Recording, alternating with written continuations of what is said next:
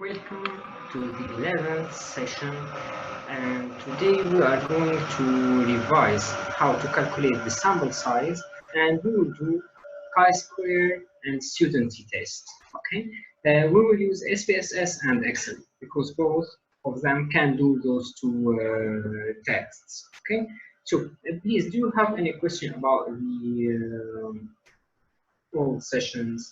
Anything before?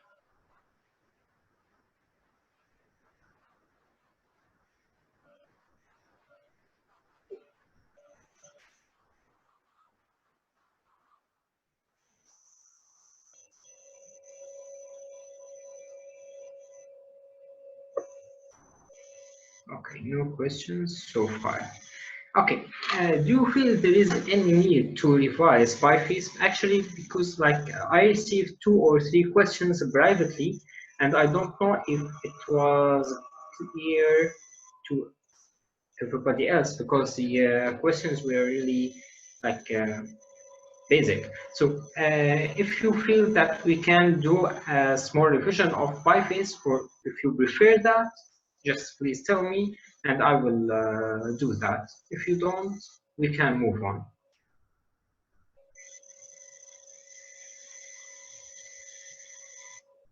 It's not a question, but there is something wrong with the voice. Okay. Now I know what is wrong because okay,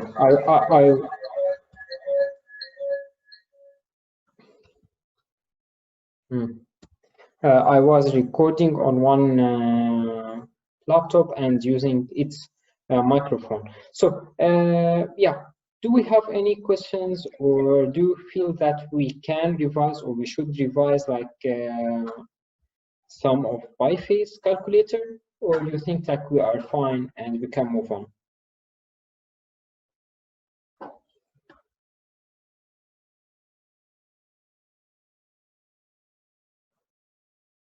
Quick recap is good. Okay, we will do that.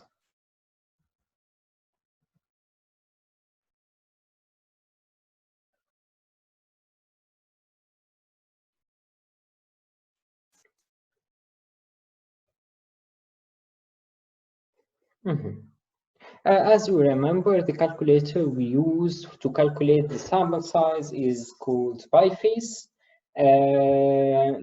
To use it, we knew the website where we can download it, and here you can find the many calculators we can use. Okay, so for example, I have a group of participants, and I want to calculate a proportion out of them. What is a proportion? I mean, how many of them are males and how many of them are females. Okay, that is really easy because I go to them and I tell you 6 out of 10 are females, then the proportion is the percentage is 60%. Okay, but if I tell you that this group is representative of the school, okay, then you tell me, okay, then I'm not so sure the whole school has the same proportion. So I need to be quite sure, or I want to give you some risk in my assessment. So I tell you, how would you like to do that? Okay, then you tell me, I would give you a confidence interval. Okay, actually, I have an assessment according to the sample I already have, but I'm not quite sure. So I will give you an assumption, a confidence interval range that says if I take the sample 100 times, 95 times of these 100 will be in that range. Okay, I feel like this is actually satisfying, and I tell you, okay, but how many students out of the school do you need to take to give me that confidence interval? You tell me that is so easy. As much as you give me, my confidence interval will be as precise. Okay, the more participants you give me, the more precise my assumption will be, and the narrower the confidence interval will be. Okay, that is actually logical. Okay, so but would you like me to give you like a random sample and you tell me about the confidence interval? You tell me like that is not scientific. I need to estimate what is the acceptable confidence interval. Okay, and then I will calculate the correct sample size. Okay, that's very good. Let's take the confidence interval for one proportion. Okay, first, I'm sorry, what is happening?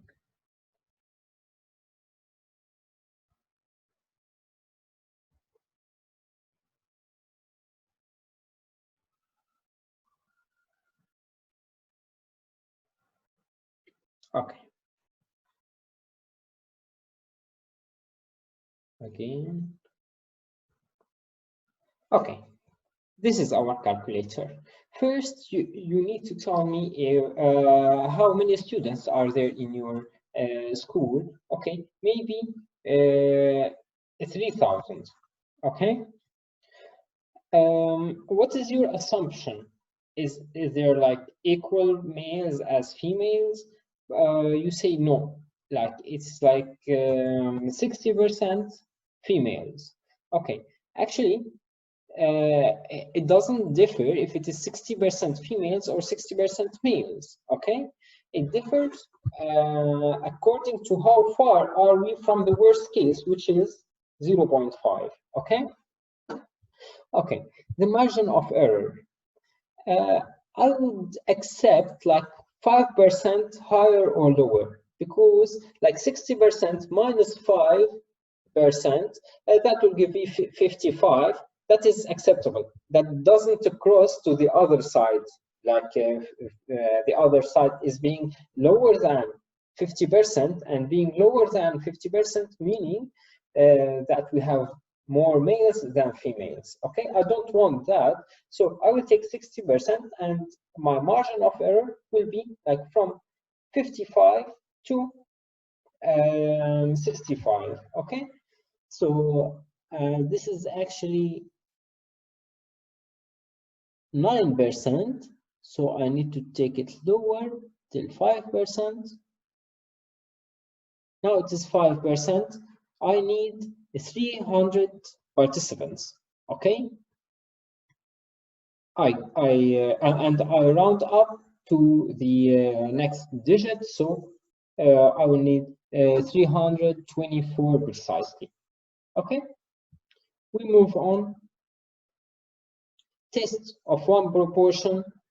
In this test, we have the same problem, but in here we have the null value, the proportion I have at home for the normal population. We have the actual value, the value I'm aiming to calculate from my sample.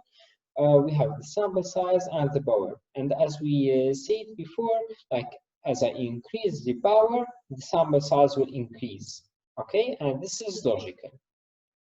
Okay, we will not talk about a test comparing two proportions because it's exactly the same as one proportion, except that the second proportion is also from my sample. Okay, I have two samples, and the number will not be like one number because I'm not calculating one proportion, I'm calculating two. A confidence interval for one mean, this is actually fine, but we didn't talk. I think we didn't talk about it, but yeah, it's exactly similar to the one as confidence interval for one proportion. Okay, we have the population, is it infinite or finite, the sigma, which is the standard deviation. No, actually we talked about it, and the margin of error. Okay, how much do I tolerate? Okay, what is the width of the confidence interval I would accept? Okay, so what else? Here we covered the chi-square, the one mean. Then we need the two sample t-test or the one sample t-test. They are quite similar. In here, we need to choose the sigma for the first and the second group. Why? Because it might be like the second group have a very spreading distribution, and the second one is really high, is really tight. Okay, so there might be a difference in the distribution or in the variance in these two groups, and there might be a difference in the number I have. Okay, sometimes I do not actually calculate just the sample size from here. I also can calculate the power. Okay, for example, I have a small group of people with a very rare disease. Okay, then I don't have any choice. I have those people and I will allocate them to two groups. I will give them some medication and I will use this test. Okay, let's say that the medication is to control high blood pressure. Okay, so the outcome is continuous because blood pressure is continuous. But I just have 50 participants for that rare disease. Okay, so just 25 of them in the first group and 25 in the second group. Okay, I can control the sigma as I'm strict in my assessment tool. The sigma will be lower. Okay, so I need to take that into consideration. Of course, I will choose the alpha to be 0.05. Two-tailed unless like I'm quite sure it is one-tailed t-test. And the true difference here is the most important thing. Okay, why? Because I don't have any control on the number of participants. Okay, but if my drug is really effective and it makes a huge difference, okay, if the difference is not just like 0.5, if the difference is higher, then the power will be higher. Okay, I might like have those into my hands and I don't have the power, so I will try to control everything and give enough dosage that is efficient of the drug to have a power like a sufficient power. Okay, so is that fine? Great.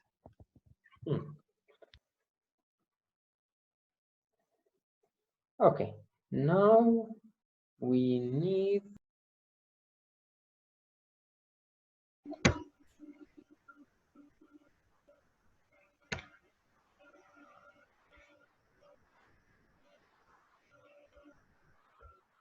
okay, this is our sheet. What we are going to do right now is two analyses. Okay, first the chi-square and second the t-test. Okay, or the Anova test. Actually, they are similar, and we can. Can anybody tell me what is the difference between Anova and t-test? The number of the groups. Yeah, in more details. Anova have more variables. No, more groups, more than two groups. Be more specific, like more than two groups. Yeah, exactly. Yeah, now I heard it. Yeah, more than two groups, I use Anova test, and for two groups, I use t-test. Okay. For chi-square, I can, but I can use Anova for two groups. Okay, it's fine for Anova to use for two groups, but it's not okay if I use t-test for three groups. Okay. What else does that apply to chi-square or chi-square and Fisher exact test? Do you remember that?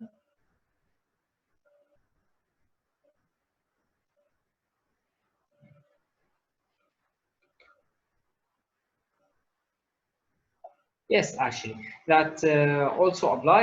Chi-square can be used for 2 by 2 table and can be used for 10 by 10 or whatever. But for Fisher exact test, it's just applicable when we have 2 by 2 table. Okay, so from the column analyze, we take descriptive statistics, okay, and the crosstabs as we used last time. But now what we will do is we will pick two, for example, faculty and the university. Okay, and you remember how we classified them into layers, the clustered bar chart, and how to do graphs. So I won't reveal those unless you send me any question. Please feel free to ask any question or to interrupt me. But here we will choose from statistics to do a chi-square test. Okay. And we have other things to use in here, but we are just concentrating on the most important and most basic tasks. Okay. So now I chose that, and please remember that you need the at least one of the percentages, and usually it is rows. Okay. Continue and okay. Okay, here we have the number, the absolute number in each group. We have those universities, and here we have the faculties, and we have those numbers according to the distribution. And you can see like most of them are zeros, and we just have here like 35, which is really high. For example, here we have 100% for 2 students. Why? Because we just have 2 dentistry students from Damascus University. Okay, but what is the meaning of the chi-square in here? Okay, first, do you remember what chi-square does? What chi-square does is like comparing those percentages. I will do an additional step. Comparing those percentages to the percentages of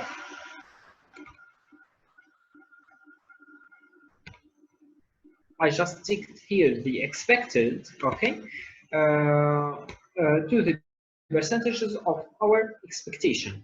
Okay, so if I have an expectation, okay, the expectation will be like here 1% and here 1%, okay, and here 1.6.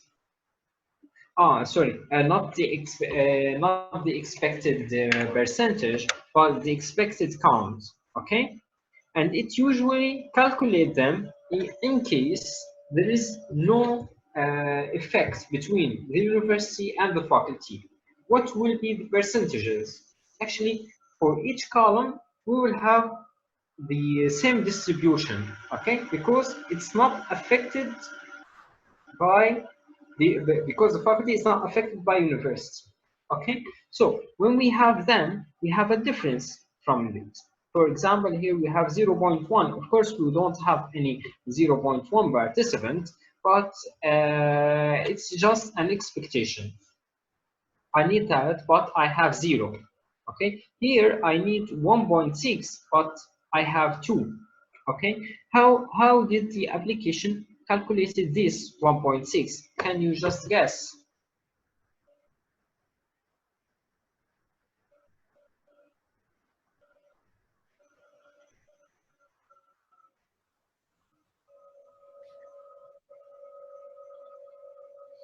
Okay, I will tell you. Here we have the total, and we have here a percentage. Okay, what does this percentage say? Actually, I have 3 participants from Aleppo University, 1 from Cairo, 40 from Damascus. Okay, and I have percentages for them, and those percentages sum up to make 100%. Okay, so usually if it is like normal, I will have 2% from القصر العيني. Okay, in each time I take a calculation of participants. Okay.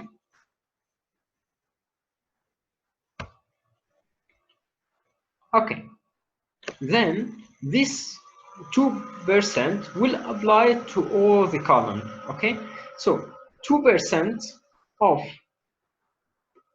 2 is really small, then it expected 0. 2% of 44 is 0.9. Okay, 2% of 3 is 0.1. Okay, so according to this, they will calculate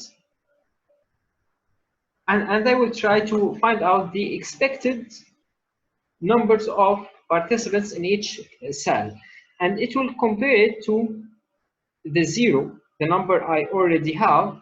Okay, and it will give me the chi-square. So for the chi-square here, we have the value. Actually, we don't care usually about the value, but the value as a high, the more this value, and the higher the importance or the difference for the chi-square. Okay, the degrees of freedom is actually dependent on the number of cells we have. Okay, and we don't care about it because it the chi-square takes those numbers into consideration to give me this number, and this number is actually the significance, and the significance means the p-value. Okay, so the p-value in here is 1. Can you tell me if this is important or not? It's not. Not important. Exactly, because we need like 0.05. Okay, but here we have a limitation, and this limitation is like in this line, 20 cells, like 95% of the cells have expected count less than 5. Okay, you can see them. Okay, yeah, we just have here a number higher than 5, and everything else is lower than 5. And it says that chi-square doesn't work fine if we have more than 20% of the cells who have an expected count less than 5. Okay, then what should I do in this case?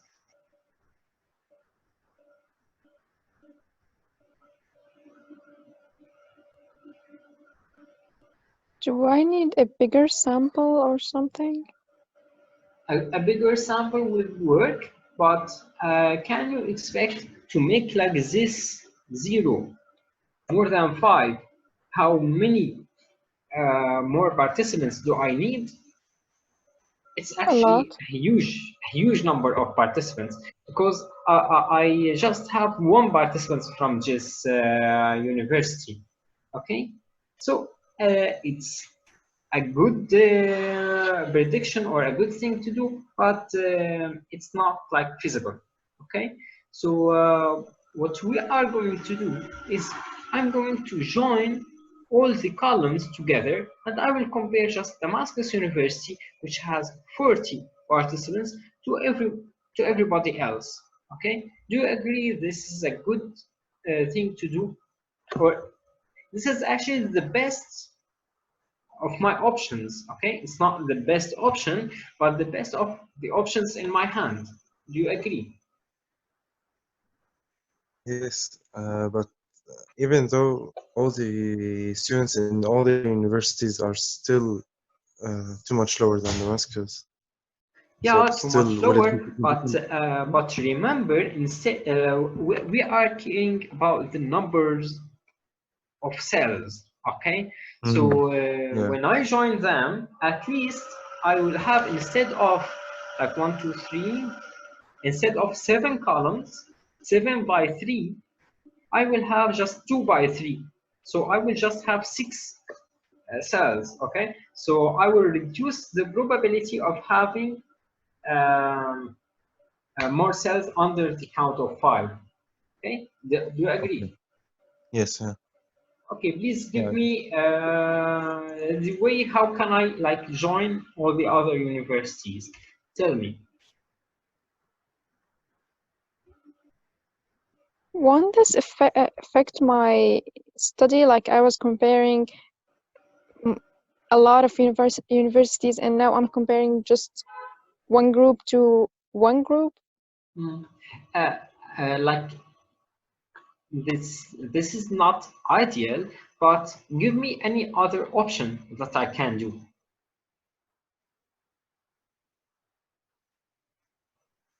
I have nothing in mind. I have nothing in mind too.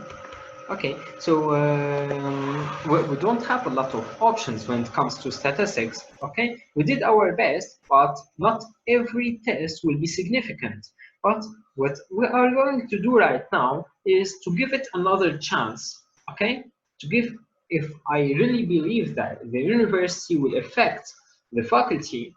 Okay, but actually now we are just trying. But usually I won't do every analysis and see if it is significant or not. Actually, now I do not agree we will have any significant results in my sheet. Okay, but we are talking about the logic. Okay, if I believe something should be significant and it's not significant for a similar reason. Okay, what should I do? Okay. For example, I can tell you about one example. We did a project about breast cancer, and we had all the stages, okay? 1A, 1B, 2A, 2B, 3A, 3B, 3C, and 4, okay? All those stages were in that column, okay? So we had like maybe 10, okay? And we have like small number of participants in each one of them. Okay, so but actually I really needed the stage, so how would I proceed? Okay, my project were dependent on that outcome. I need the stage. I need to understand how advanced is the cancer in those participants. Okay, and I would like to compare that to their risk factors or to their prognosis or whatever. Okay, so in that case, and it is not important, and or even if it is important, we are not saying it is not important and we have 20 cells less than 5. Please, like, just focus on that. If it is like important 0.0001, okay, but I still have 20 cells expected count lower than 5, okay, would I take this cell? Actually, they put that comment, so I don't take this test. Okay, so in case like I'm stuck in such a situation, what do you suggest I do? Like I give up my study? No, I think we should create a new variable and make it less subdivided. Like instead of stage 1A, stage 1B, we would just have stage 1, then stage 2. And in our test here for the universities, we would just have a variable that says it's either Damascus University or not Damascus University. Exactly. This is how Yeah. we are going to do it. To merge the cells. Yeah, imagine them in my study. It was easy because like I can make them like stage 1, stage 2, stage 3, stage 4, and if I still find like we have cells lower than 5 expected, okay, then what I would go like, okay, let's take stage 1 and stage 2. Those are not advanced, and stage 3 and stage 4, those are advanced. Okay, this is a logical distribution. Okay, or maybe I will take stage 1 and 2 with them alone, and I will take stage 3, tell them like those are locally advanced, and stage 4, those are metastatic breast cancer. Okay, so instead of 10 or 12 columns, I will just have 3 or 2 columns. Okay, and the significance will be like higher, and the probability of having cells lower than 5 is really minimized. I need you all to agree, so we proceed. Excuse me, Dr. Ibrahim. I just want to mention something that it's logical, but it should not contradict with objectives. Exactly. But actually, for example, for the study, we are not talking about this study because this study is not logical in the first place. But for my study, actually, I thought the stage is an important variable. But when I thought like, okay, I do not need to classify stage 3A and 3B and 3C. This is not important to me. I thought, okay, I would give up this information. Actually, I had more information. I had more detailed information, but that ruined my analysis. So I would give up some of these details in order to have a significant result. Okay. And for example, doctor, if I like give you a paper that tell you about each specific group, would that like benefit your clinical experience more than, okay, if I tell you like stage 1, stage 2, stage 3? Yes, is using just the stage 1 and the subgroups as like a sample alone? Is that an option? Taking stage 1 and doing the analysis just on stage 1. Stage 1 with its the subgroups. Within the subgroups within it. Yeah. Of course, this is an option, but I will need to have a good sample size in that group. Okay. Because like if I'm saying that I just have 10 participants in stage 1, okay, any analysis will be done on stage 1 will be insignificant. Okay, but if I have a very good group in there, okay, and actually I just have a very small amount of participants in other stages, and most of them are concentrated in stage 1, and I care about the subdivisions of stage 1, I would go there, I will exclude everything else, and I will report my results for stage 1 alone, and then I maybe do the analysis for other stages all alone, or I don't do it. Okay, but this actually depends on the aim of my study. Of course, if I'm aiming about something that can be seen in between the subgroups, I should do that. But I didn't in my study because like it was like about risk factors and so on. So I would go with my plan, merging the subgroups and telling, okay, those with locally advanced breast cancer do not do the usual examination, the frequent one. Okay, I do not care about their subgroups. Okay, so yeah, I totally understand, and I think like we are on the same page. Okay, is that clear to everybody? Yeah. Okay. Perfect. So I was just asking who wanna like suggest a way to classify them into groups, to classify the universities into 2 groups. How should we do it?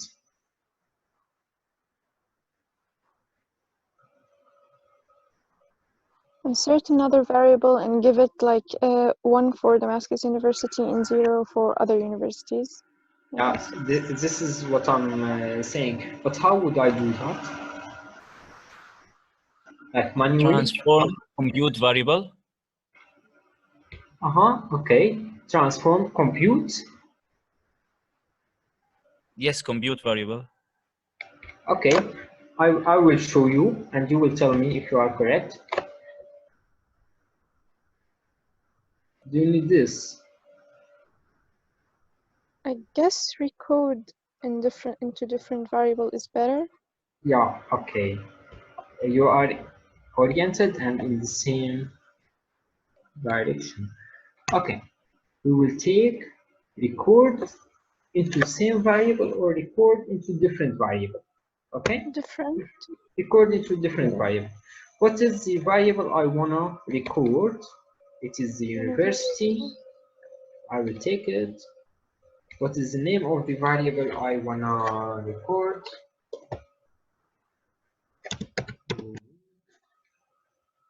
Change. You need to click change, okay, please. University to uni. Okay. What are the old and the new variables? I can't click on OK right now because I didn't define any criteria. Old and new variables. Okay. What is the old value?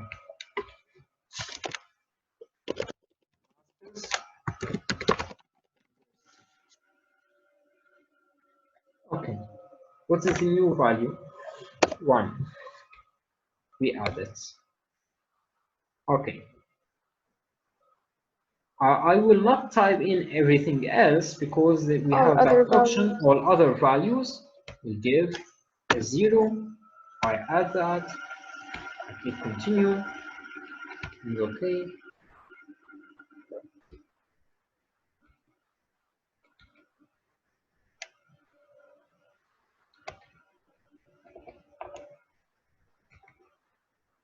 Okay, and we have this. We can check it, okay?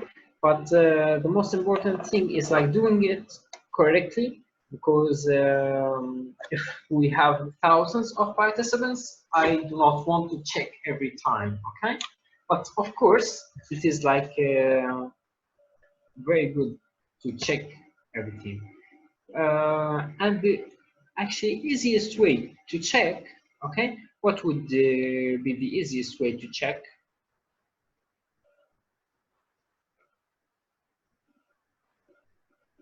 This button, okay? I select the column, click descriptive. It will give me 1 and zeros, okay? And what I'm looking at actually is we have 0 missing cells, okay? We have the mode, range, minimum, maximum. I do not have any missing cell. Okay, so everybody is classified. Okay, so I can check using this button for non-descriptive statistics. Okay, and I can select more, for example, and run the statistics. Okay. Okay, now I will do the same analysis. Analyze, descriptive, crosstabs. I will return university. Instead of it, I will take uni. Everything is already chosen. Okay. Okay. Although I have just 6 cells, I have 4 of them have expected count lower than 5. Okay. So I still have a problem in my analysis, but it changed actually. We have here a p-value of 0.5. It's half the p-value above, but I still won't consider that. And the degrees of freedom like decrease from 12 to 2. Okay, the lower the degrees of freedom, the more likely I can get a significant p-value. Okay, so you can see here 0.4, 1.6, and so on.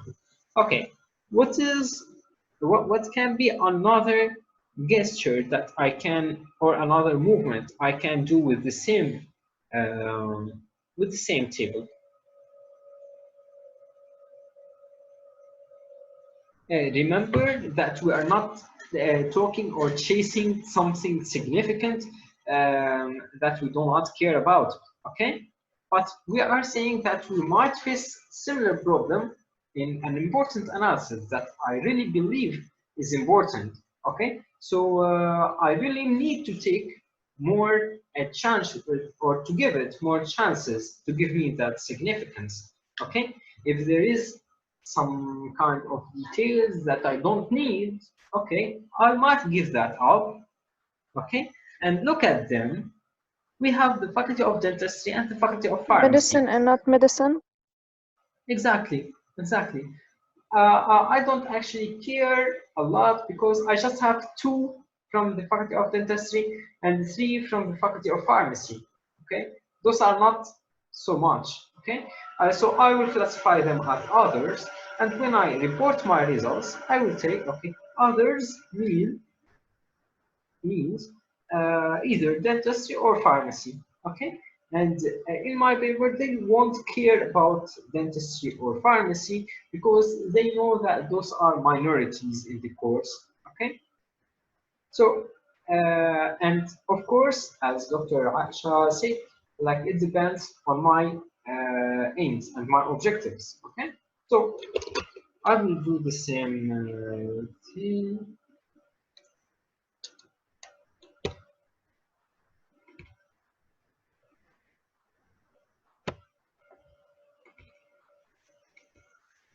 Let's see, faculty.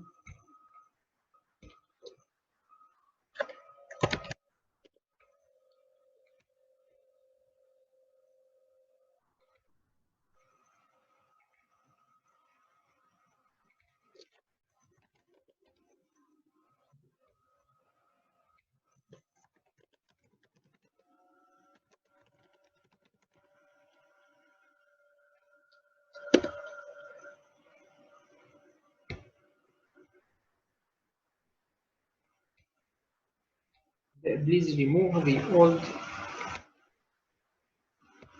variables. Okay, we added the faculty of medicine, and everything else is 0. Okay, we check.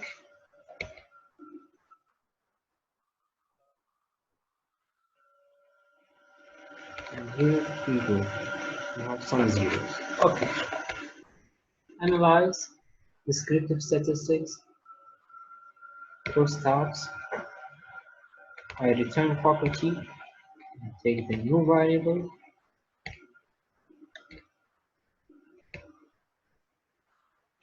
Okay. Now I have just 2 by 2 table. Okay. The p-value reduced to be like 0.2. I still have 2 cells, which is 50%, and I still do not trust the results of a chi-square when I have such a high percentage of cells lower than 5. Okay, but just I want you to look at the tables right now and tell me what changed in the tables.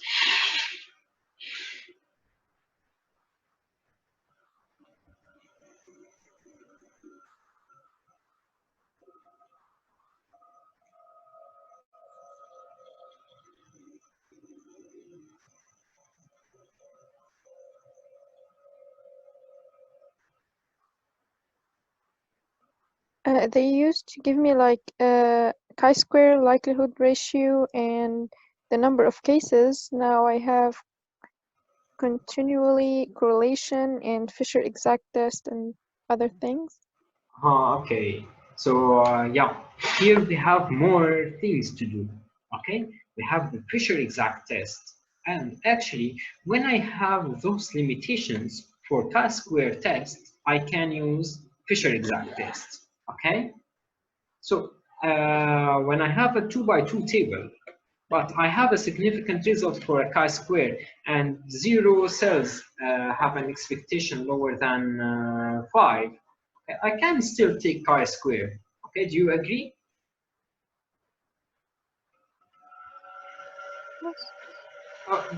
Because the limitations, of course, just remember, like chi-square doesn't work really fine when I have a sample size of lower than 40. Okay, so at least a number of 40, and this is applicable in our participants. Okay, they are like 50. Okay, So we are higher than 40. The expected cells lower than 20%, okay? And hopefully they are 0, okay? If we can reach 0, this is actually better, okay?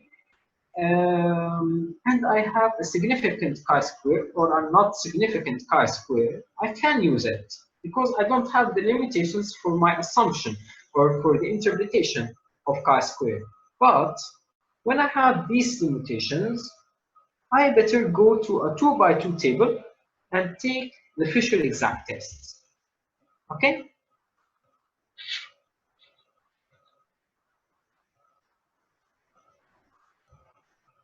Hopefully, yeah, that's okay. But I want you to interpret the results. Okay, consider, please just consider that we have a chi-square of 0 in here. Okay? 0.000001. Okay? And you have that table and that table. What would you tell me? Just draw a conclusion.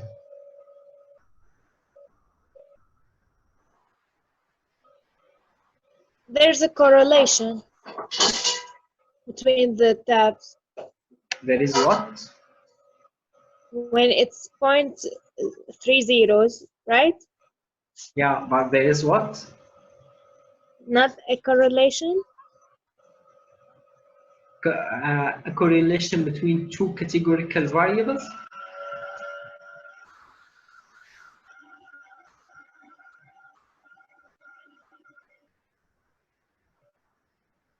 Just think about correlation. What does correlation mean? Then there's an effect.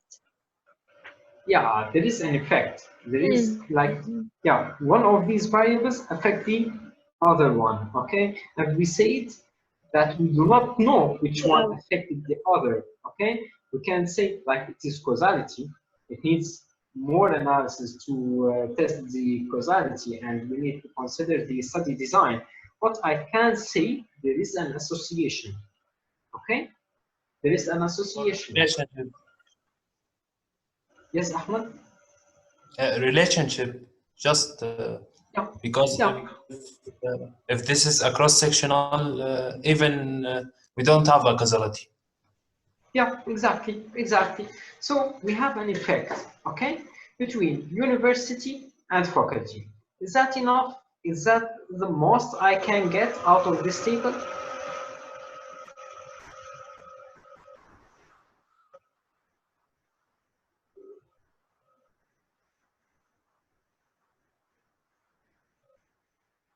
If I come to you, Ahmad, and I tell you university affect faculty, okay?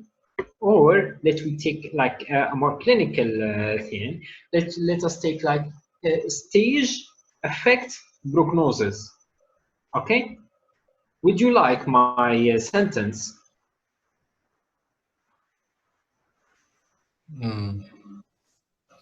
How is Stage. the effect? What is the effect? What is the effect? Exactly. Okay. And this is what I want you to look at the table and tell me. What is the effect? What is the effect you can see?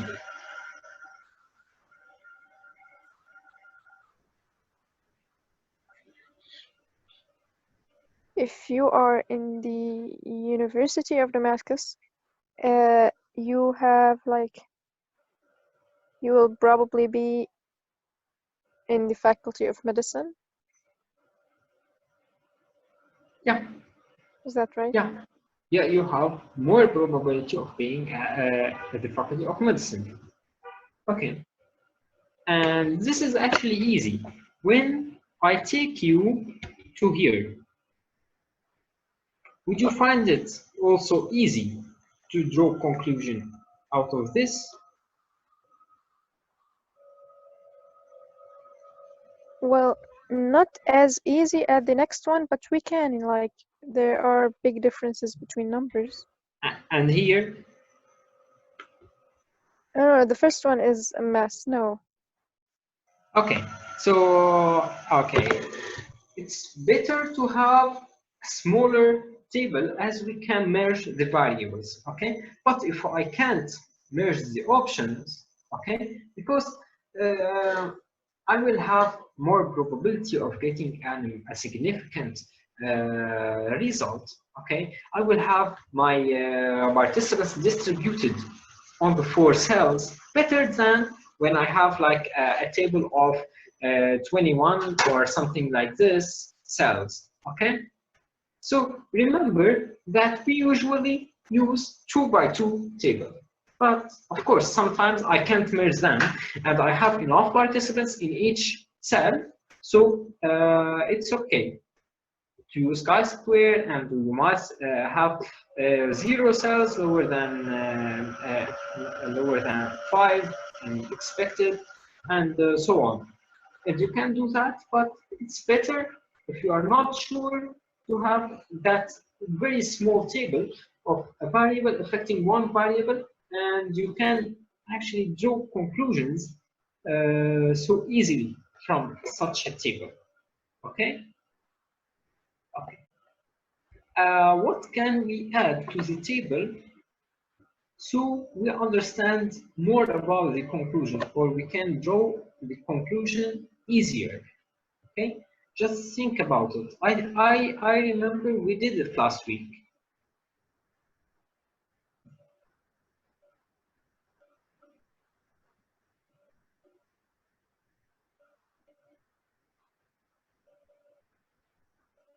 Give us a hint. Sorry. Give us a hint. Give you a hint. A Z. We can add Z scores to the crosstabs. Yeah, the one. Okay. The one with the standard deviation, right? Exactly. Exactly. Okay. So we have this. Okay. The same thing, the same expected, observed, draw. I will add just adjusted, standardized. Okay, residual, continue. Okay, remember when we checked something similar to a descriptive analysis for one column that was continuous, it gave me another column that told us about the Z value of each cell. Okay, and those cells with higher than 1,000, okay, they had like a Z value of 5, 6, 7, and so on. Okay, so the Z value is important, and its importance is from the interpretation. What is the interpretation of the Z value? The interpretation is like this cell is standing like 5 standard deviations away from our mean. Okay, here I will press OK. You will have adjusted residuals here for every cell. Okay, can you just tell me what is the significance of these cells, of these adjusted residuals?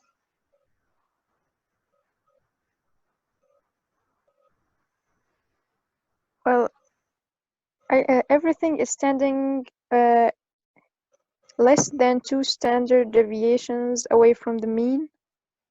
Okay. Okay. So okay. This is really cool. This is really cool. If I tell you I have a significant chi-square, but everything is like 1 standard deviation from nothing, from the 0. Okay, if I have a cell of 0, it means that the expected and the actual counts are similar. But when we have a difference, it will calculate the adjusted residual. Okay, remember the Z value is the difference on the mean. Okay, the difference, then there should be a difference, or the Z value will be 0. Okay, if I tell you I have a significant result, a significant chi-square, but I have adjusted residuals of 1, 1, minus 1, minus 1. Okay, does that mean anything to you? I don't have any significant result of fraud because I need to be like more than 2 standard deviations away from the mean, right? Okay. Actually, it's we have a lower probability of having a significant result and a low Z value, but I needed that example to tell you, yeah, like even if I have a significant result and a significant difference, okay, I should look closer, okay? What is the difference, okay? Does the University of Damascus make people enter the Faculty of Medicine more significantly, or does something else affect something else significantly or not? Okay, I will try something. I'll make analyze, compare means, no, descriptive, first out, but I will take the all variables, the faculty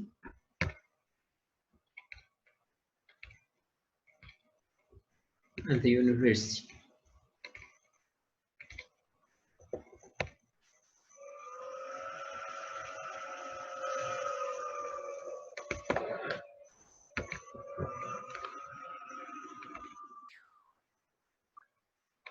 Do you see the adjusted values in here? Okay. Where the best adjusted value? It is actually here, minus 1.1. Okay. And the calculation in here distributed the Z values on every participant. Okay. But on every cell. But this is actually even lower in significance. Okay, we have nothing important, just the cell with 35 participants had like a very slight Z value. Okay, so yeah, do you like understand or do you appreciate the importance of Z value? Doesn't this table mean that Damascus University affects a little bit, like the Z value here is bigger than the others? Doesn't Lower. that mean anything? Lower. Yeah, that means something. Okay, well, we have Damascus University and Faculty of Medicine. Okay, well, we have a relationship between them, but is that relationship significant? It's not significant in here, and it's not significant in here.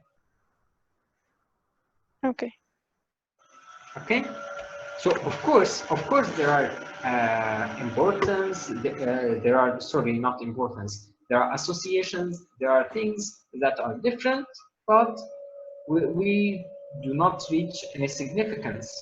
Okay. So as you can see from this, like attempt from moving from one table to another and returning to them, okay, the significance differ according to the options. Although I have the same two variables, okay, but playing with them made the p-value change, made the z values change, okay. When I went to a 2x2 table, I received a result from Fisher exact test. Okay, and let's just go to a Fisher exact test here, and let's look at it. Okay, we have a two-sided and a one-sided Fisher exact test. Okay, so please just consider that if you don't know which faculty will be higher in which university, you should take this one, okay, the two-sided t-test. Okay, if you are quite sure, then you can take the exact significance, and remember that that's something really important. See, significance, those stuff mean p-value. Okay, so are you satisfied with the categorical tests? Yes. Yeah. So I will stay here. Please ask me questions. Let us try something else. Would you like to see something important or significant? We can change stuff in here to make things appear to be significant.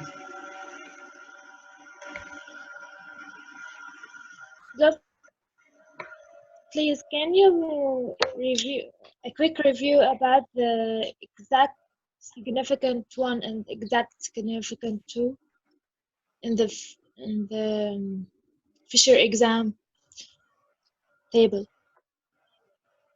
It's not 1 and 2. It is In two-sided the table and of one-sided. chi-square and Fisher Yeah. exact sum. Yeah, I understood your question, but it's not like exact significance 1 Can you and please 2. make a quick review? Yeah, of course. So the significance when it is two-sided, okay, I usually take this by default, okay, because I don't know which faculty has more participants in which university, so I'm searching for difference, okay. So I'm not expecting anything, but when I am quite sure Faculty of Medicine at Damascus University has more participants than any other faculty, okay, in any other university, then I would expect the Faculty of Medicine to be higher, okay? So I'm searching for just the difference, okay? If the difference is significant or not, but I'm quite sure the Faculty of Medicine is higher than the numbers of participants in other faculties at Damascus University. Okay, so I'm just searching for the significance of that result. But usually I have a group and I don't know which is lower and which is higher.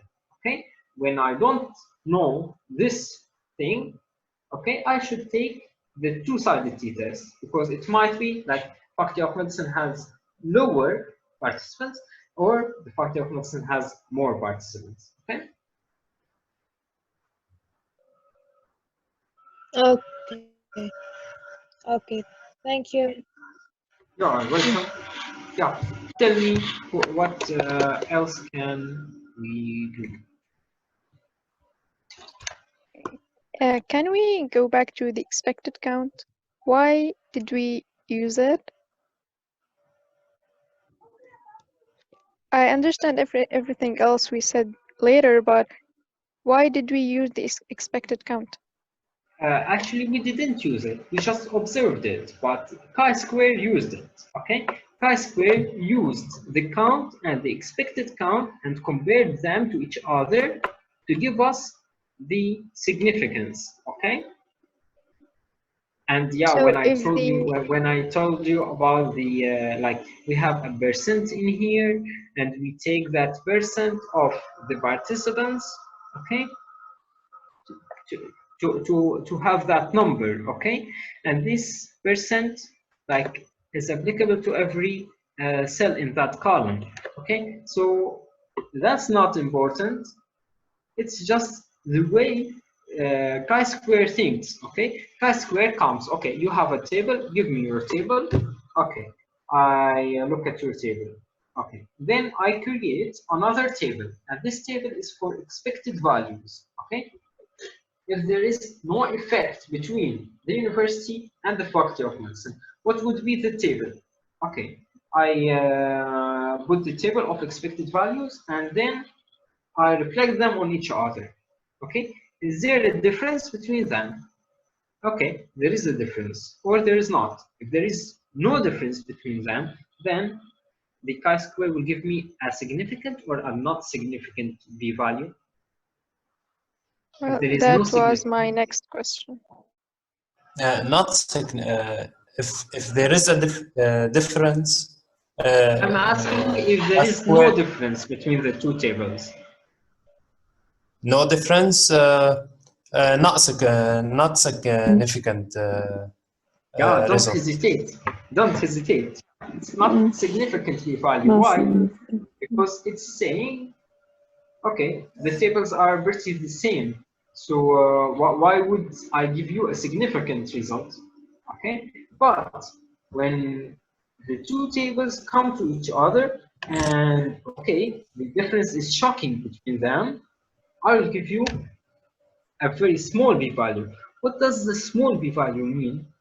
Okay, the small p-value means that I would receive that huge difference by chance in that probability. Okay, p-value of 1 per million. Okay, then that difference happens by chance, just 1 in a million. Okay, if the difference is not so striking. Okay, so if it is not shocking, I will give you like a p-value of 5%. Okay, in 5%, the difference will be like this. Okay, so do you understand it now? So that's why we had that the thing he mentioned under the table, like 20 cells have expected count less than 5. We need an expected count more than 5 in most of our cells. Those are not More difference. related at all. Okay? No. The number of cells that should have the count, the expected count of lower than 5, okay? Because I cannot interpret or take the results from a chi-square when I have such cells that are actually empty, okay? Those are empty cells, and empty cells are harmful for the understanding and the analysis of chi-square, okay? But the p-value we are talking about, or the significance, is the results that the chi-square will give me, okay? So one thing is like affecting the results of the chi-square, and one thing is the result of a chi-square, okay? How is it? No. Okay. مظبوط. Yeah, this is the time to ask you questions. So please ask as many questions as you want. I didn't get why they are not linked. Okay. First, I would ask like, okay, what is the link between them? One is the percent of cells, and one is probability of chance. Okay. Okay.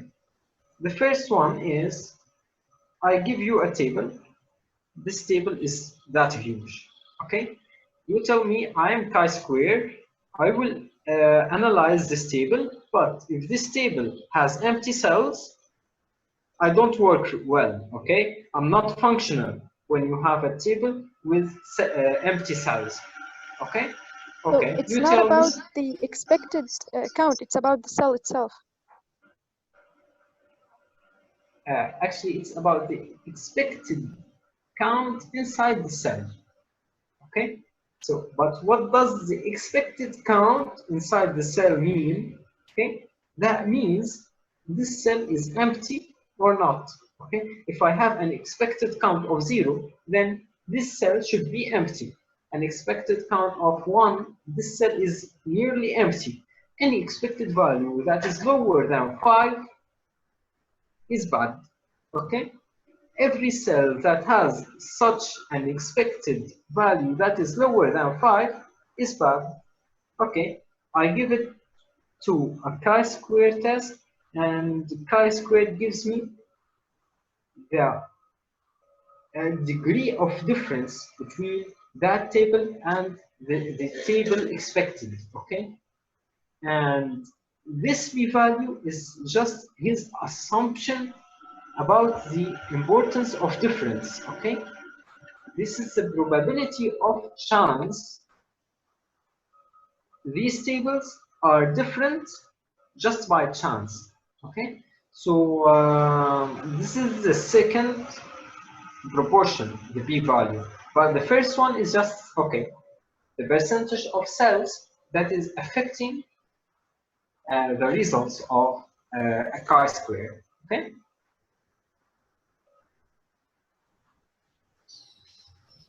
Okay. Right.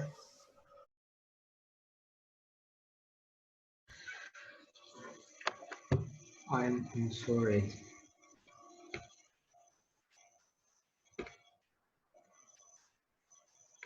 Okay. Now I created a variable that might be significant, Skype, name and faculty. Okay, I changed the faculty. I changed some of the cases. What I will do right now is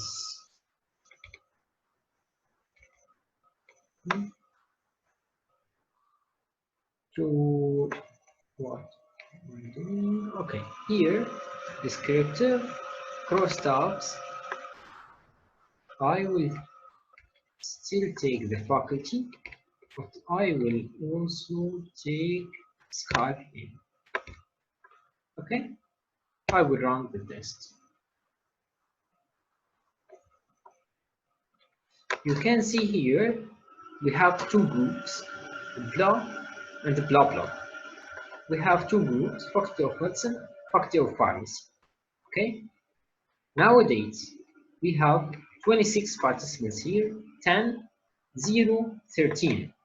Okay, the total in the faculty of pharmacy 13, the total in the faculty of medicine 36. Okay, you can see a difference actually. Here we have more people with the blah in the faculty of medicine and more people with the blah blah in the faculty of pharmacy. Okay, here we come here, and according to this line we go here because we have more than 40 participants, then we can use chi-square. Okay, we have no limitations on that. I'm sorry. Okay, but what we are going to look at is here. The minimum expected count is 6.1, and 0 cells have expected count lower than 5. Okay, then we can use the chi-square. Okay, it's better, of course, it is better to have the minimum expected count at least 10. Okay, but it is fine, we can use the chi-square. Okay, so look at the table. Can anybody interpret the results?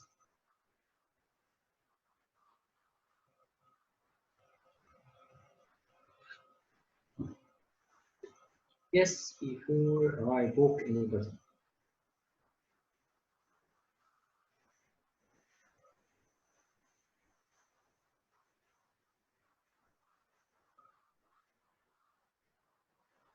What?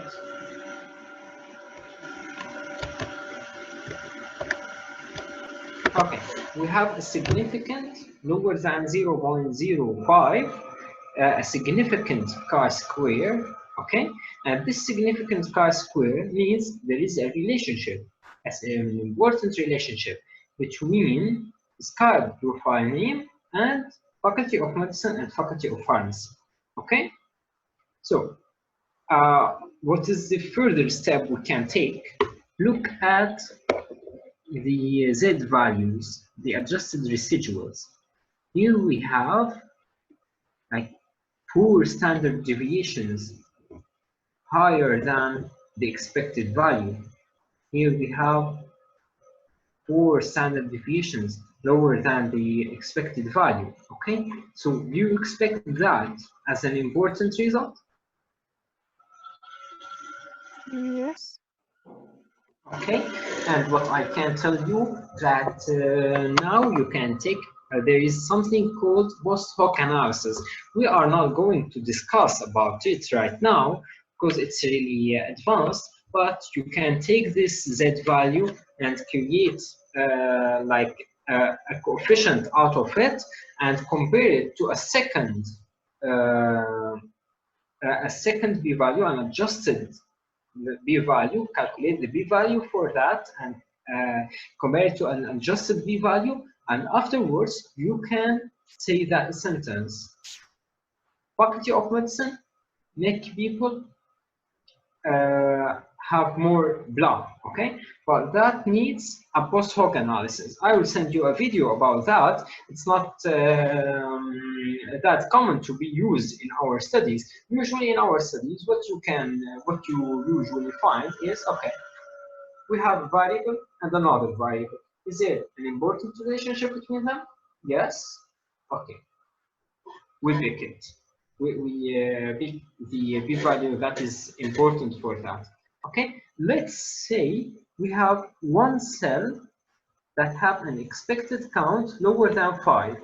Okay, one cell would make 25%. Okay, tell me, what are you going to do?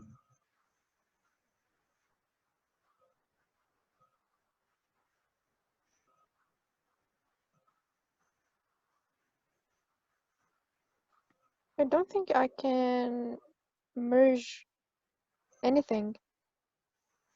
I have to accept Okay. whatever I have. Yeah. If you have that limitation of 25% have expected count less than 5. Okay. What is your options? Do you have any other option that is already done in front of you?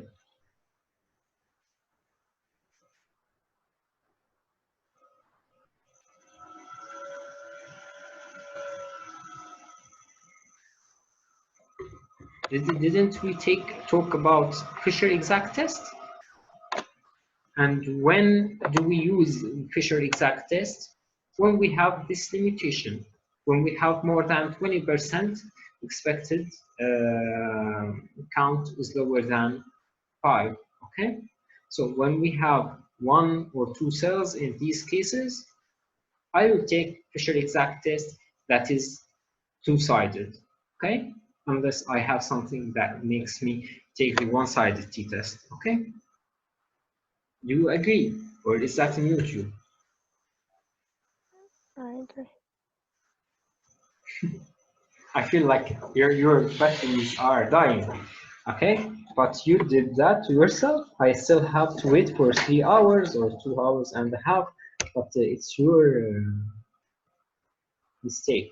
Okay, what we are going to do now is to do a t-test. Okay, to do a t-test, where should I go? I should go to analyze.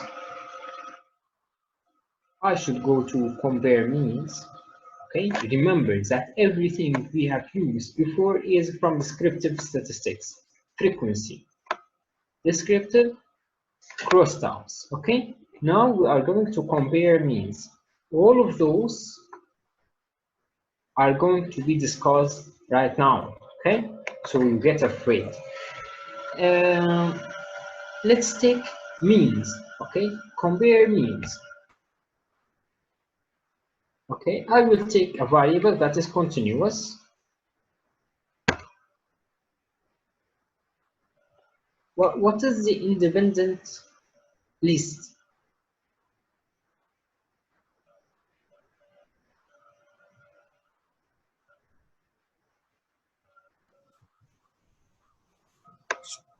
Okay, guys. Independent, like age or. Okay, right.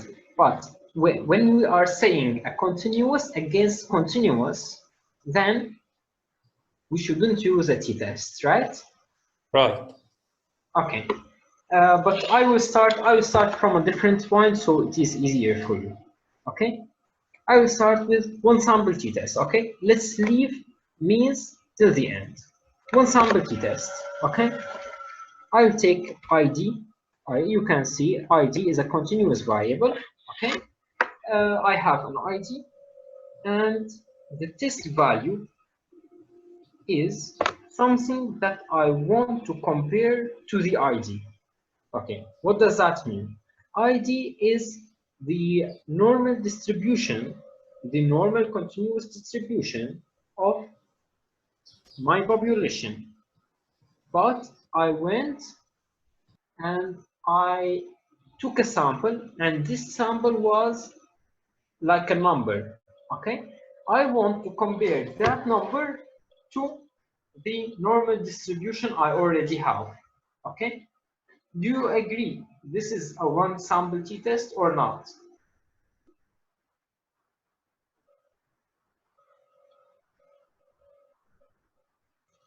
Because the calculator here is like different from what we used to do, okay? So Remember, I have numbers, and these numbers are distributed. I have normal distribution, okay? This normal distribution is the column ID, okay? I have those, okay? Then I went and I took a number, okay? This number is tested to the normal distribution I already have. So I have the number and the distribution. Isn't that one sample t-test? Yes. Okay. Okay. What is that number in my hand? Okay. We are talking about a continuous variable. That number should be either like the mean of a sample I took. Okay. For example, I collect the sample, I take the mean of them, okay, and I compare it to the normal distribution I already have in my table, okay? Okay.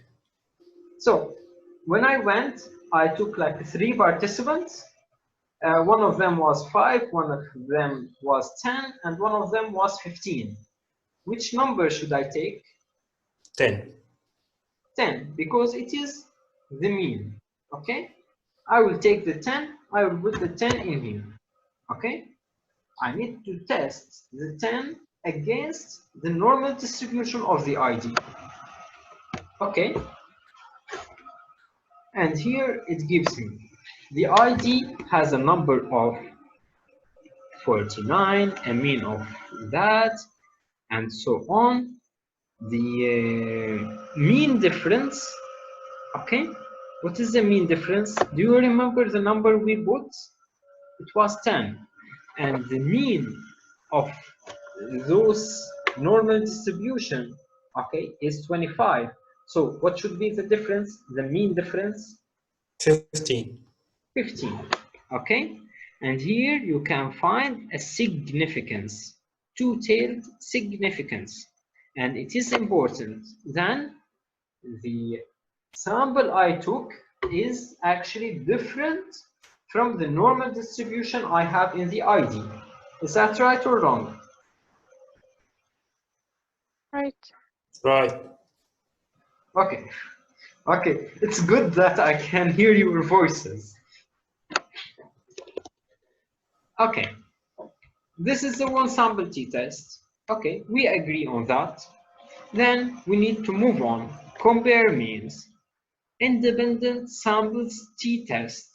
Okay, 2 samples, independent samples t-test. Okay, I will take that. I will remove the variable. I will remove the ID. I will take, for example, the random number. Okay, what is the grouping variable? Remember that we said we have 2 groups, okay? But how would I tell SPSS I have 2 groups? I should tell him, okay, a group has 1 on that variable and the other group has 2 on that variable. So we can classify them into 2 groups, okay? I can't like insert 2 files, okay? There must be 1 file, but I should tell him, okay, those with 1 on this variable, take them as a group, and those with 2 on that variable, take them on another group. Can that variable be the same variable, the same one I use for test variables? It can't be, right? Because the number I should enter in there should be continuous. Okay, so I took the continuous variable. Now tell me about one of our variables that is classified as 1 and 0s. Okay, Uni Uni. or the second faculty one. Okay, I will take uni.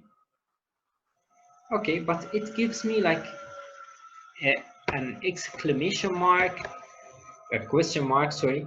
Yeah, I will tell them, okay, group 1 and group 2. Remember, it is a t-test. And for a t-test, I just have 2 groups. I can't have like group 3, okay? Or I have a cut point, okay?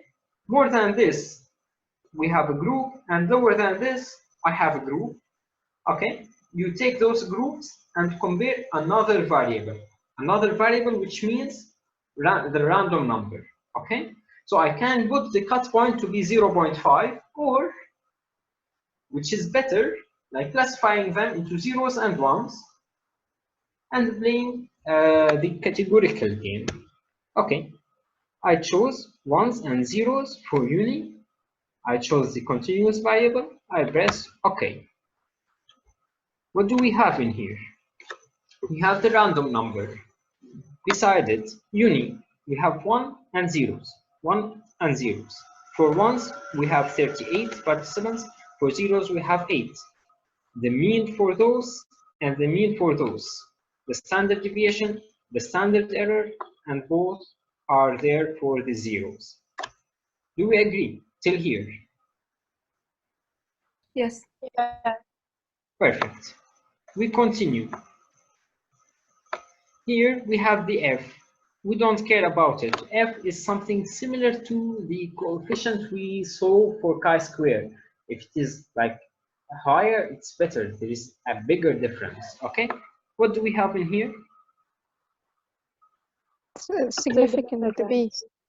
Okay. Significance. Should I take it? No, Why? because it's more the than two-tailed? Yeah, I shouldn't take it because of 2 reasons. Okay, because it's not the t-test. The t-test is in here. Okay, so just let us leave this. Okay, leave this for now. Okay, let's go here. Let's agree. Here we have the t for the t-test, the degrees of freedom, the significance, two-tailed, the mean difference, the error, sorry, yeah, the standard error, the confidence interval, and so on. Okay, then here I have a significance of two-tailed. Okay, but I have 2 significance. Okay, one is 7%, one is like 74, and one is 72 per thousand. Okay, so which one should I take? According to those, do I expect equal variances between samples, between the 2 groups? Okay, actually I can see here like the standard deviation for one is so high, and the standard deviation, oh no, actually they are about to be the same, but if one is 200 and one is 50, standard deviation for each one of them is different from the other one. Then I shouldn't take like equal variances assumed. Okay, but in here they're actually very close to each other, and you can also see that the significance doesn't differ so much, just 2 per thousand, and this doesn't make anything significant or insignificant. Okay, guys. Yeah. Okay, perfect.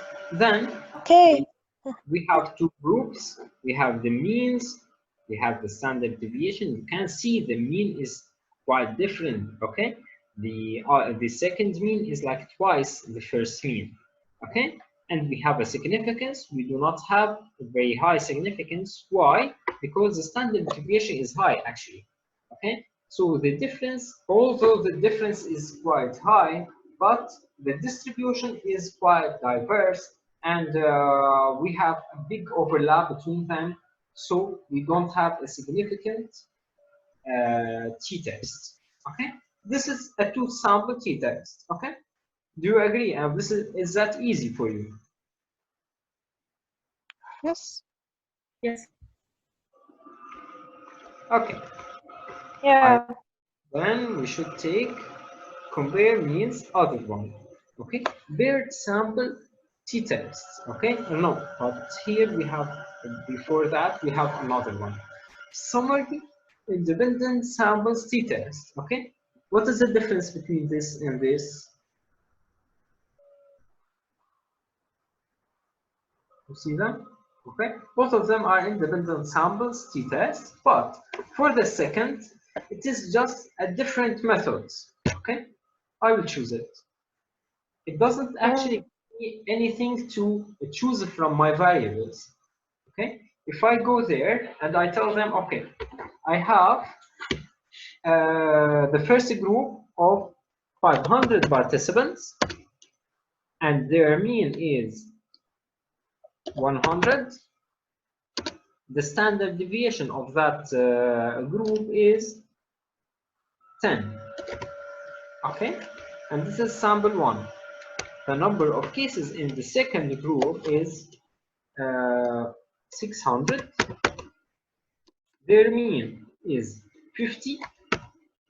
Their standard deviation is 15. Okay, what do you think?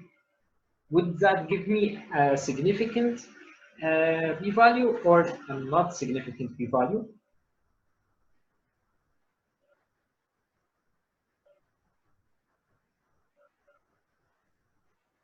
Not significant.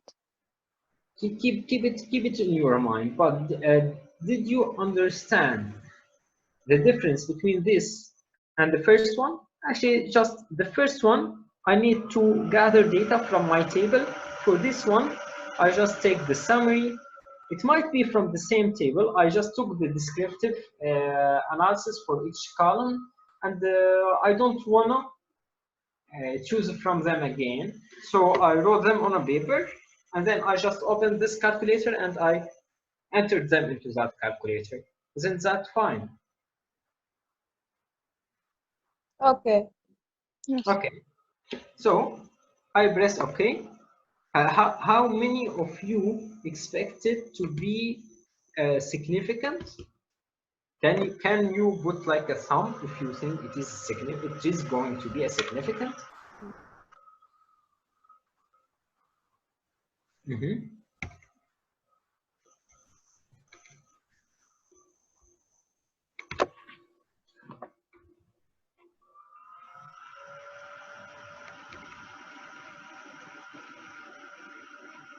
Where is it?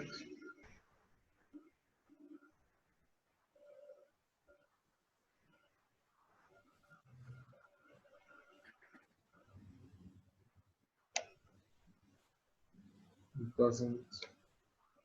We didn't came. Okay. Analyze. I will put the same numbers so your assumptions are still valid. Now I think it will. What is happening? This is. Okay. Here we go. We put 500, 600, 150, standard deviation. Okay. Here we have the mean difference, equal variances or unequal variances. It's okay. Standard error of the difference and the significance. Okay. The significance, two-tailed for both assumptions, is significant. Okay. Why? Because one of them is like 100 and the other one is 50, and the standard deviation is not actually wide. Okay, so that will give me a significant result. Okay, we just have like from 90 to 110, and the other one is from 35 to 65. Okay, so they are still far away from each other, their confidence interval. Okay, so yeah, it was significant. Okay, we don't care a lot about the other table. Okay, but do you agree that this is just another method of using the same calculator? Yes. I guess it was easier. Just easier. Mm. Yeah, but remember, if you want to use it, you will take that random number, you will press this descriptive, you will have here the mean and the standard deviation and the number. Okay, and you should take those numbers to enter them in the other calculator. Mm-hmm. Okay, Okay. not for just the random number, you need another one. Okay, another column, because this will just give you. Okay, I will tell you something like you should consider practically. Okay, if you have that table and you want to compare one column to another column, what should you use? Okay, you take the two columns, you hit descriptive statistics, you get the statistics for each one of them, and you use that simple calculator. But when you have just one column and some of the patients are in a category and the other part of the group of participants are from different category, then you should take the first calculator. Okay, why? Because if you want to like calculate the descriptive statistics for each half of the same column, you will need to split the file or do something else. So it's just an easier way to think about it. Okay, but of course you need to check from that table the number of your participants. Do they match the numbers you entered? Okay, and so on. Okay, what else do we have? We did the one sample t-test, the independent sample t-test, the summary independent sample t-test. Now we need to take the paired samples t-test. Okay. Did Maghrib come already? We have like 5 minutes. 5 minutes. Okay, and you can give me 5 other minutes. Okay. I will just return the variables. Okay. Here we have the first pair, variable 1 and variable 2. I will pair the ID to ID 20. Okay, and it is like that easy. Okay. For ID, the mean ID 20, the mean standard deviation, it is exactly the same. But in here, what we have is correlation. Correlation is 1. When the ID is like higher, the ID 20 is actually higher. Why? Because it is just 20 multiplied by the ID. Okay, and the significance is really important. Okay, so this is one way of testing correlation. Two continuous variables, 1 and 1, and for one, when it is raising, the other one is raising, and it is significant. But we are not looking at this. Okay, this is like a side result. But what we need is the mean standard deviation for the difference between them for that pair, and we need this significance, two tails. They are actually significant because you can see here the mean is quite different from one to another. Okay, so this is just another way of doing it, but we need to use this for paired samples. Okay, like paired samples in its concept means I have a group that took a number which was the ID, then they took another number which was ID 20. So is their second number different from the first number? Or you can like think about it like they did an intervention to the number in between those two assessments, okay? And is that intervention effective? Did it make any difference? You can see here, it is significant, it made a difference, okay? Just the last thing we are going to do is also compare means, and I will take means, okay? Okay, I will take ID 20. I will take, what else do we have?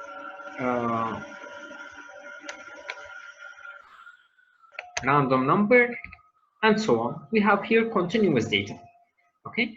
For the independent test, I will take university. As I know, like university has more than 2 groups, okay? It has like many groups, but it is okay. I will take it. Usually I have like 2 or 3, because in some groups I will have just 1, and this makes no sense. But this is actually the case. I have an independent list, a list that is like divided into 2 or 3 or whatever in categorical manner, and I have the dependent lists that are continuous, okay? Okay, what do we have in here?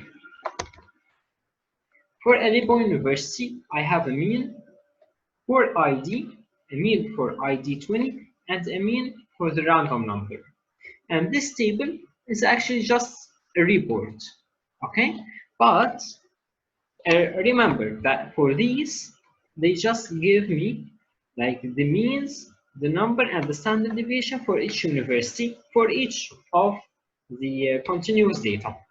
But what I need to do is compare means, and from options, I will take Anova table and ETA, okay?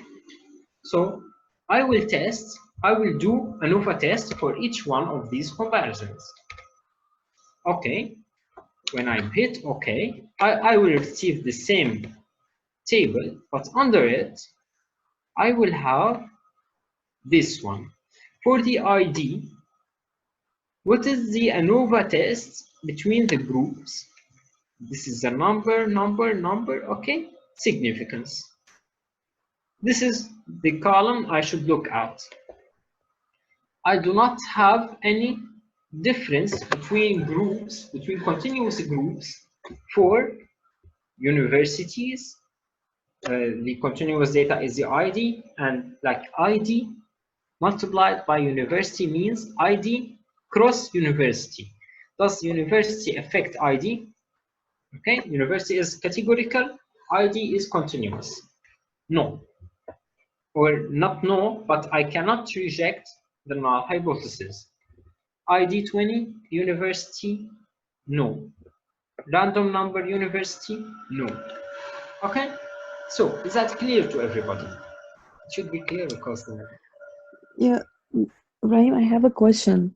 So this ANOVA test, is it also useful when we want to make a study, for example, to see the efficiency of a drug to a group of people, okay? And you want to say if these people came from this specific land, so this drug, maybe it will be more effective. So we want to see the correlation between the city and, you know, like, I want you to help me with the idea, like, yeah. But did you get my idea? You have 2 groups, okay? Mm-hmm. And you give them your drug, and you need to compare their results, right? Yeah.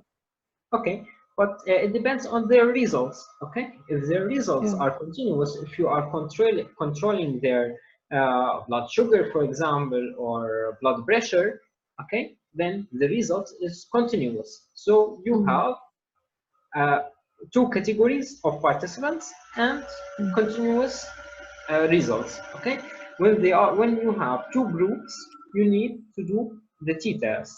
When you have more than two groups, you will do the ANOVA test.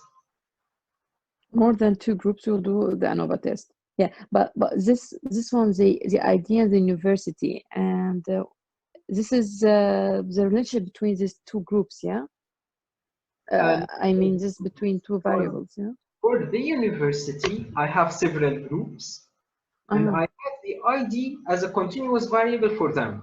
Okay, you need to think about university as the two groups you have. Okay, because for university you have Damascus University and other universities. Okay, this is categorical, and we have a continuous variable which is the ID.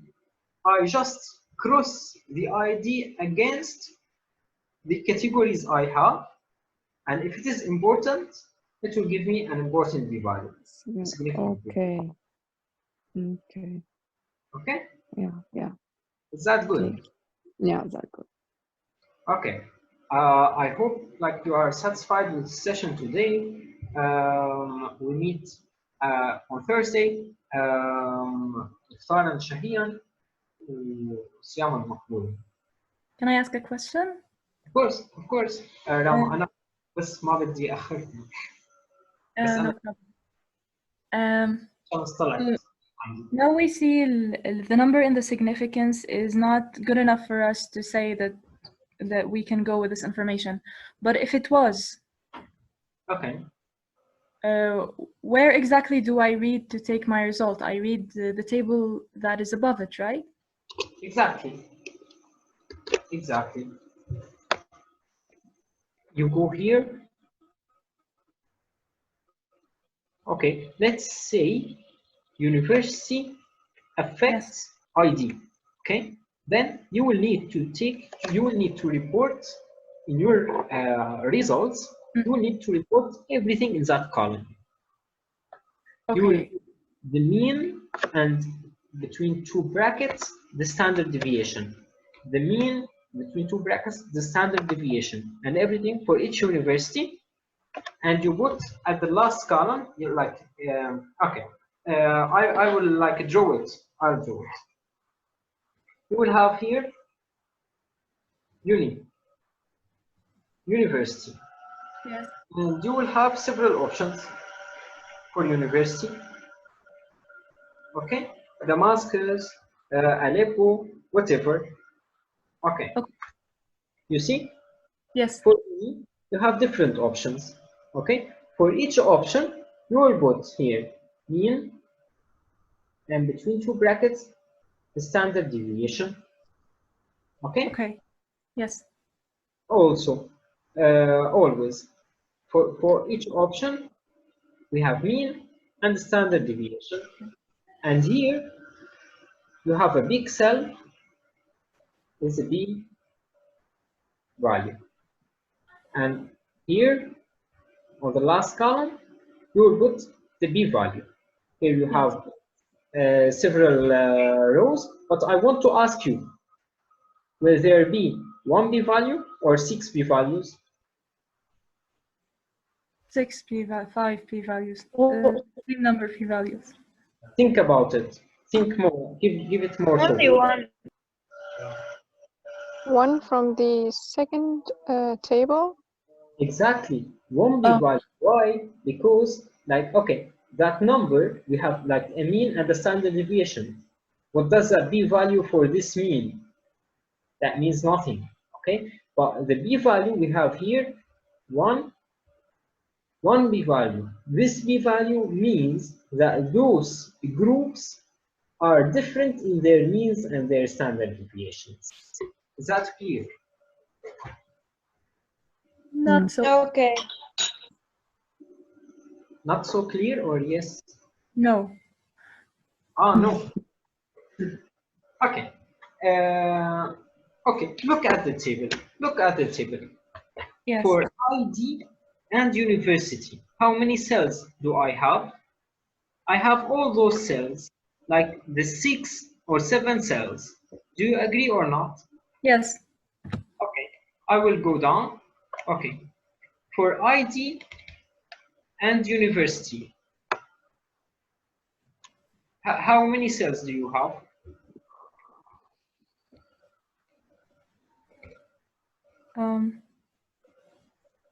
I don't know.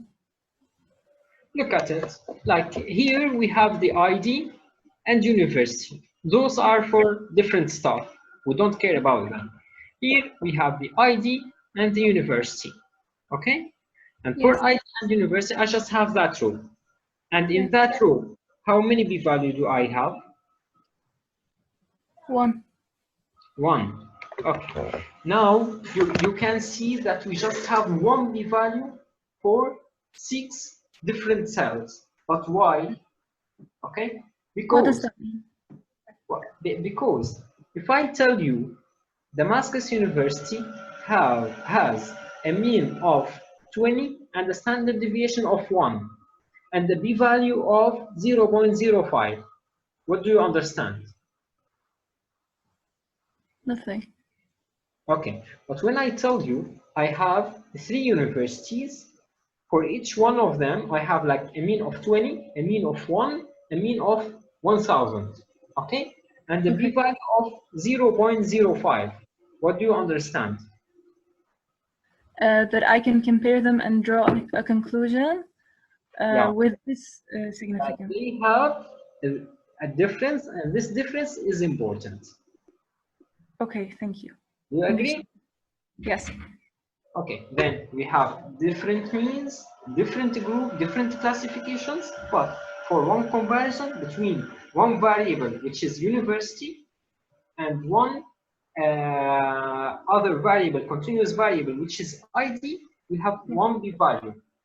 You shouldn't think about Damascus University, Tishrin University as variables. They are not variables.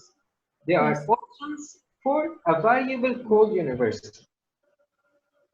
Yes, thank you. I understand it completely. Thank you. Okay, you are welcome.